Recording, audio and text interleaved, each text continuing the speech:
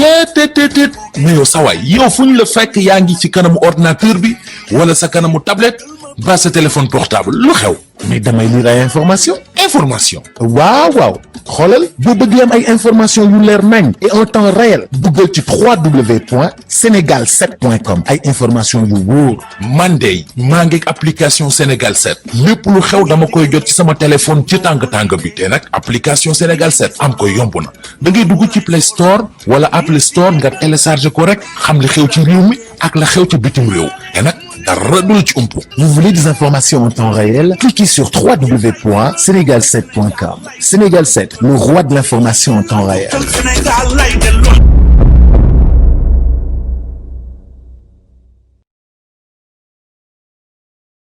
salaamaaleykum suñu mbokk internet yi ñu suivre ci Sénégal7.com di ñu suivre Facebook di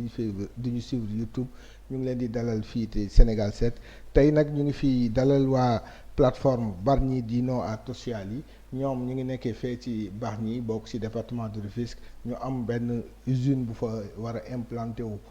war a traité ay fer te ñoom d'accorduñ ci ñoom lañ dalal tey ki leen fi toogal di Omar Mbengue Omar ñu ngi lay nuyu. maa ngi lay fay. waaw Omar lan moo nekk seen lan Tosciali d'abord loolu lan lañ fa bëgg a def exactement. waaw jërëjëf Mohamed donc avant may ñëw ci question bi da nga may d'abord ma présenté wu donc tur bi Omar Mbengue la donc bokk ci collectif bi nga xamante ne donc day xeex Tosciali waaw Tosciali nag donc usine la boo xamante ne donc de sidérurgie et de métallurgie maanaam. day yëngu ci wàllu production de fer n'est-ce pas à partir de minerai boo xamante ne donc daf ko war a jëlee au Falémé donc dans la région de Tamba andi ko Bargny pour transformer ko n'est-ce pas pour mën ci produire ferraille ak acier ak inox muy nag une en fait unité yoo xamante ne c'est hautement polluante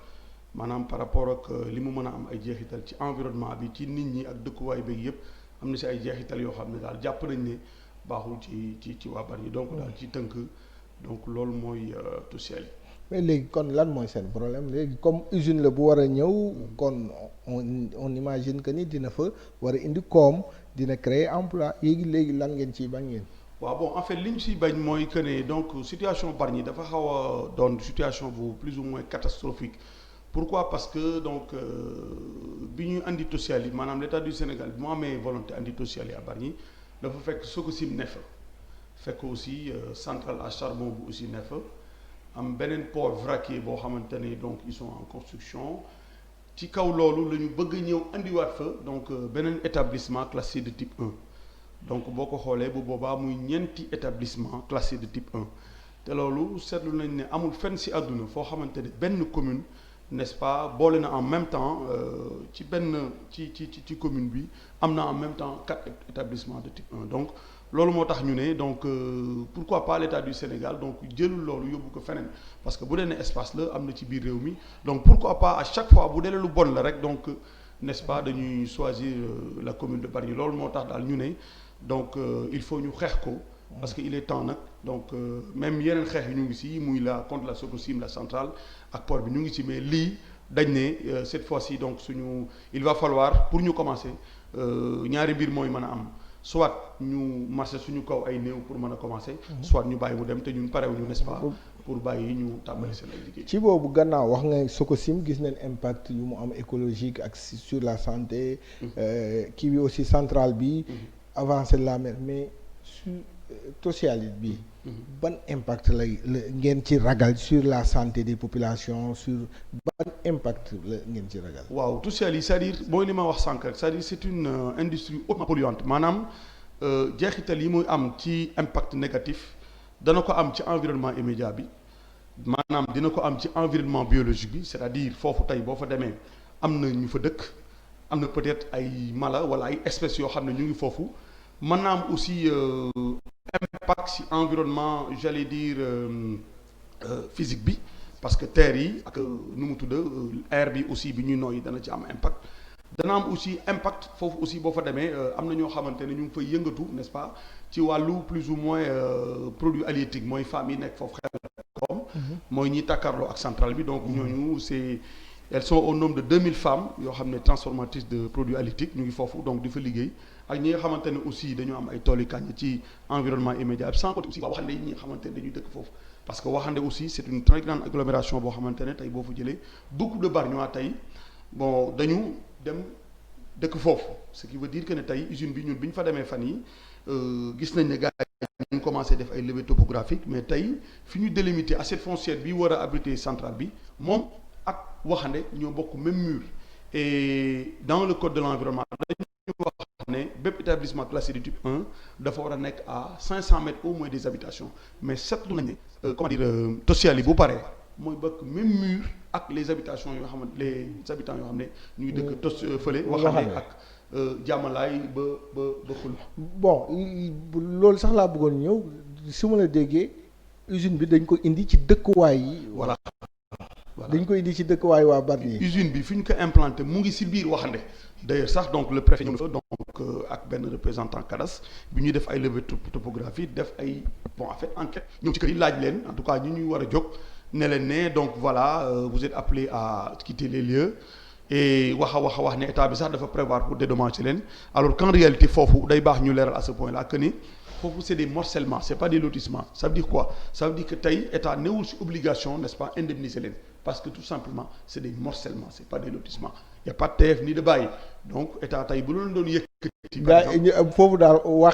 fàq dëkk la. waaw bon am na ay borom mais quand même ña ko doon jaay donc ay mais amul lotissement c'est des morcellements amul lotissement par conséquent l'état du Sénégal mën na xëy rek toj seen ay kër comme li am Cité Tobago te du leen du leen mais yéen waa Bargny affaire yaa ngi bëgg a bëri seen kaw waaw parce que centrale à charbon mi ngi fii Sococim moom léegi miin ngeen ko non miinuñu ko Sococim miinuñu ko bul ne Sococim miinuñu ko ndax yàgg non quand je dis miin ngeen ko mooy yàgg na fa waaw Sococim yàgg na fa xaar ma ñëw allez-y xaar ma ñëw yàgg na fa port vraquier bi mi ngi fa léegi ñu indi leen léegi yéen waa Bargny yéen gars yi xanaa lu ñu jël léegi yóbbu Bargny wala dañ leen bëgg a yëkkati def fa zone industrielle waaw c'est-à-dire zone industrielle lañ ko bëgg a def naturel mooy li ma la wax léegi c'est-à-dire que l'état du Sénégal donc dafa am une volonté manifeste donc def foofu zone économique spéciale mooy la ZES ça veut dire quoi ça veut dire que tey dañuy am port bi d'accord minéralier vraquier c'est-à-dire que foofu tey môle 8 ak môle 2 la ñu bëgg a andi au niveau du port vraquier c'est-à-dire que acheminement bu ñu jëlee charbon à partir de l'Afrique du Sud dañ koy andi ci port vraquier bi d'accord après yóbbu ko centrale bi n'est-ce pas pour la production d'électricité alors électricité boobu moom la Sénélec di jënd n'est-ce pas ci centrale bi jaay ko social yi n'est-ce pas pour faire fonctionner l'usine donc foofu bu ñu paree zone économique spéciale lay doon sans compter nag Sococim. est-ce que zone économique et spéciale boobu noonu dina permettre Bargny dundal continuer di exister yaakaaroon ni zone boobu zone économique spéciale boobu du faire disparaître Bargny ak histoire ak lépp mu am. mais loolu mooy d'ailleurs suñu objet xeex bu ñuy xeex nii c'est-à-dire que ñun dañu xalaat ne bu fekkee dañu bëgg a dajale quatre établissements yooyu bu boobaa cohabitation bi entre ces industries là ak Bargny du mën a nekk naturellement Bargny va disparaître parce que jamono yi may wax ak yow nii donc avec le réchauffement climatique donc le niveau des eaux des mers a certainement élevé donc probablement donc bu nawet ñëwee d'accord ak eau de pluie ndoxu géej bi bu yéegee day n'est-ce pas avancé tey boo demee tey l'avancée de la mer plus de par exemple sur 100 mètres comme ça 200 mètres en mer foofu yëpp ay kër la woon mais tey sous l'effet de l'avancée de la mer kër yooyu yëpp dañu commencé disparaître complètement te léegi fii ñu war a les 100 hectares bi l'état du Sénégal jox à Toussiali yi mooy zone bi nga xamante ne moo fa desoon tey kese fu waa Bargny géej fu ñu leen mënoon reloger parce que n'oublions pas de dire que le président Sall dafa jël 1644 hectares bi muy tabax le pôle urbain de Diamniadio si suufi Bargny 1644 hectares écoutez-moi bien jëlaat yeneen 600 hectares jox ko un certain Dame Diané pour pôle bi parce que pour astafurlah pour centre pour kii le port vraquier parce que port bi aussi day am espace ci biir géej gi à hauteur de 8 kilomètres comme ça en mer te dañu ko war a gas avec une profondeur de 20 mètres mais après day am ay entrepôts yu mag a mag sur 600 hectares parce que après les à l'image voilà port bu li am port Dakar comme pôle môle 8 ak môle gis nga ni mu mel donc espace boobu yëpp dañ koy jël 600 hectares sans compter 100 hectares yi war a abriter l'assiette foncière bi war a abriter Toussiali léegi Bargny lu fa des moom laa lay laaj justement sans compter 241 hectares yi soo ko sim ak li terre bi cofaale ak li terre bi cofaale sans compter nag pendant ce temps-là géej gi mu ngi jël kër yi donc naturellement donc ñëpp dañuy gis ne mais si on parle objectivement Bargny d'ici 20 ans day disparaître. naturellement loolu la ñuy xeex loolu d'où l'objet de notre combat. léegi combat boobu on en revient combat bi ni muy demee. waaw combat boobu ni muy demee donc fi mu toll nii déjà on a créé un collectif avec en collaboration avec les associations et toutes les sensibilités de Bargny notamment les imams donc les hommes politiques donc ak en tout cas toutes les couches sociales donc confondues toutes les sensibilités de la société bargnoise ñu ngi ci biir. Donc on est en train de planifier action yi nga xamante ne probablement dinañ ko def dans un avenir proche. léegi xam nga xeex boobu parce que on a l'habitude nit ñi di xeex ni dañu suñu suuf mais xeex yooyu du organiser wu. day désordonné ba mujj gi dañuy mujj nekk fautif. mais yéen est-ce que on peut s'attendre à ce que ñu am fii quelque chose de coordonné bu mën a contraindre l'État du Sénégal à déplacer ce projet feneen. waaw parce que loolu fi mu toll nii ñu ngi ciy liggéey parce que bon il suffit juste qu'il y ait un travail au préalable mooy lan qu'on réussisse le pari de la sensibilisation c'est-à-dire nit ñi xam Bargny en fait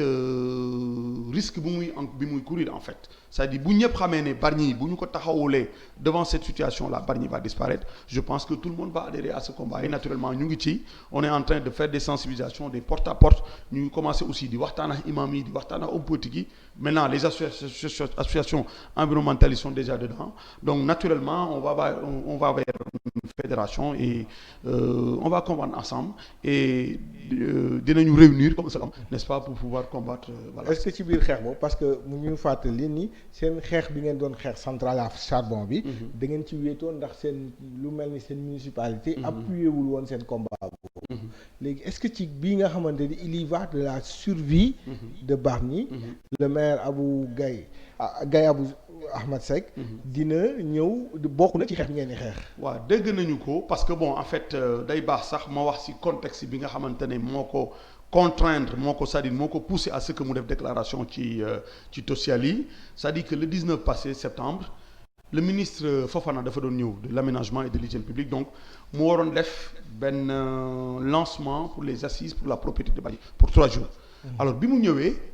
nous on s'est dit que comme moom ndawal boobu la on s'est dit pourquoi pas ñun ñu manifester ne kat ñun ànduñu ci Tociali bi parce que bu fekkee ne moom moo yor aménagement jaadu na. tey waxande am ay kër yu fa war a jóg donc moom ak de l'hygiène et du cadre de vie publique mu yor ministère boobu jaadu na kon tey bu fekkee ne état dafa am projet bu ñu toll mu àddu si yaa ngi dégg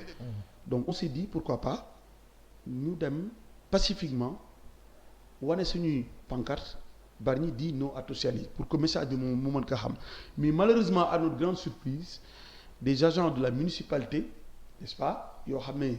probablement mandaté par le maire ñu ñëw attaqué ñu je pense que nit ñi gis nañ vidéo yi y a même un de votre confrère bu TFM boo xam ne matériel am bi muy liggéeyee si caméra et tout ça si micro moom la ñu ñëw comme ça attaqué ko ba xam nañ ko gaañ sax un gars qui travaille à la TFM bon excusez-moi donc bëgguma def publicité donc di manifeste di xeex ak ñun ci loolu ci la ministre bi ne attends monsieur le maire ces gosses là ils veulent me rencontrer pourquoi pas ne pas leur parler may ma wax ak ñoom alors il m'a rapproché mu woo ma ñëw mais booba jamono boobu bu may woo booba sama yeneen confrères yi waa maire yi ñu ngi leen di song di xeex ak ñoom alors le ministre m'a dit comme que sa gars yi bon bëgguñu calmer les ardeurs pourquoi pas donc bëggoon naa leen rencontrer mais comme que ñoom nangu ñu bàyyi xeex bi man je suis obligé me rejoindre salle bi donc finalement ak xeex bi loolu moo tax jotul wax ak ñun maintenant le ministre étant témoin de cela loolu moo poussé le maire lors de son discours mu ne il aurait souhaité à ce que ñu jël Tociali donc le site consenti ñu changé ko feneen ñu yóbbu ko feneen parce que ci ay propos nee na daal d'ici 5 ans donc le département donc de Rufisque plus ou moins on va être dans quelque chose la population va augmenter ba joxe quelque chose comme 1 million d'habitants donc pourquoi pas ñu changer donc le site consenti mais man li may wax foofu mooy le maire il est habitué des faits parce que centrale bi ak léegi fàtte xaju fii bu ñu fàtte ne moom moo signé woon le protocole tripartite entre la CES ak Matar Cissé qui disait que la population bargnoise est consentante par rapport à la centrale donc bu fekkee ne moom li muy wax dëgg la ci moom on est dans une république il n'a qu'à nu mu tudd mu woo conseil municipal bi avec tous les conseillers ñu def une délibération avec des pétitions des populations buy wane ne catégoriquement la municipalité est foncièrement en désaccord. Et ce serait un apport de taille. De taille. Mais donc fi mu toll nii il est entre le marteau et l'enclume parce que n'oublions pas que donc APR la bokk. Donc je veux même pas ñu dugg ci aspect politique bi donc te projet état la parce que déjà le président a signé. te moom mi ngi liggéey ministère. Voilà avec Omar Gueye donc il est secrétaire de cabinet donc voilà donc fi mu toll nii te ñu ngi jëm ci ay élections. Il est mal placé pour mën a jël position pour dire oui ou non donc on comprend sa position mais bu fekkee ne li muy wax dëgg ci moom na au conseil ñu délibérer avec des pétitions comme ça mu am un aspect juridique bu war ne la commune de Bargny est foncièrement en désaccord. Au-delà du maire du préfet est-ce que yéen vous avez essayé de décrire au président de la République pour mu xam ni ce qu'il veut faire à Bargny vous êtes pas d'accord vous la population. Ok donc loolu am nañu ci forme de lutte yu bëri yu ñu prévoir déjà probablement dans un avenir proche dinañ def ay manifestations donc instant bi ñu ngi ci phase sensibilisation pour que Bargnois yi xam réellement danger bi leen di guetter donc probablement dañu dem ci ay manifestations les associations ont déjà introduit des plaintes n'est-ce pas auprès des ONG. Mémorandum bi naturellement ñu ngi koy bind pour mën ko déposer au niveau de la présidence. Maintenant danañu def ay manifestations pour wane suñu désaccord boo xamante ni Bargnois yëpp danañ génn. Et on va des manifestations. yan façon manifestation. waaw yan façon c'est-à-dire mën nañu def rassemblement au niveau de la place publique mën nañu def ay marches n'est-ce pas mën nañu def ay porte-à-porte pourquoi pas mën nañu def conférence de presse. Maintenant c'est-à-dire dinañu utiliser médium de communication. Et vous n'êtes pas adepte de la violence. Non du tout. C'est des mouvements purement pacifiques la plateforme est purement pacifique. Parce que aussi il faut se dire bu nekkee kuy xeex rek def violence après xeex boobu day mujj. waaw ñun nag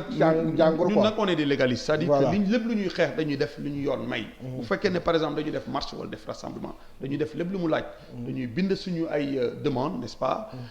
dugal ko introduire ko fi ñu ko war a di moo am ampliation au niveau du préfet ak du commissariat donc voilà ñu préciser lépp li ñu ci war a def pacifiquement bu ñu accordé la ñu def bu ñu accordé wulee aussi ñu xool benn forme le message xam naa dañuy jeexal le message booy envoyé en même temps aux autorités à la population bargnoise. waaw message bi mooy wax rek mooy que ne donc na ñëpp ñëw ci xeex bi parce que xeex bi ñun ñëpp ñoo ko bokk parce que aussi bëgguma suba les générations futures màgg nañu papa maam yéen kat lii bi ñu koy def fii fan la leen fekk te après c'est tout Bargny qui va payer les pots cassés donc il est temps que ñun ñëpp jóg nekk une seule personne yaa ngi dégg xeexandoo combat bi parce que il y va de l'intérêt de tout Bargny voilà. Omar Mbengue maa ngi lay sant di la gërëm. maa ngi lay fay maa ngi lay sant. di la gërëm aussi di kontaan aussi ci invitation bi parce que quand même jox nga ñu occasion donc foo xam ne nii boo xam ne nii mën nañ ci jooy li nga xamante ni donc moom la ñu l'état du Sénégal bëgg forcer. ok merci beaucoup combat boobu ñoo ko bokk. ñu ngi sant di gërëm suñu internautes yi ñu doon seet ci Senegal7.com di leen jox rek dig daje ak beneen invité incha allahu rabbi. cheetetetet mais yow sawaay yow fu ñu la fekk yaa ngi ci kanamu ordinateur bi wala sa kanamu tablette ba sa téléphone portable lu xew mais damay lire ay information